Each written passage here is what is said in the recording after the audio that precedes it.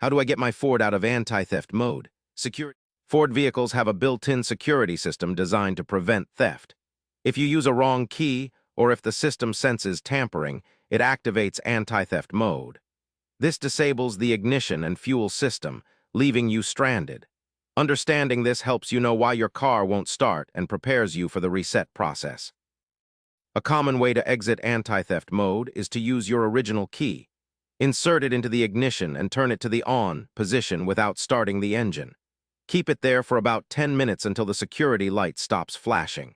Then turn the key off and try to start the engine. This process resets the system and often clears the lockout. Sometimes simply locking and unlocking your Ford with the key fob will disable anti-theft mode. Press the lock button once, then immediately press the unlock button. This signals to the car that you have authorized access. If done correctly, the security light should go off and your car will start normally. If your Ford still won't start after trying resets, check the battery and wiring. A low-voltage battery or loose wiring can fool the security system into thinking there's a threat. Replacing the battery or fixing wiring issues often restores normal function and stops the anti-theft alert.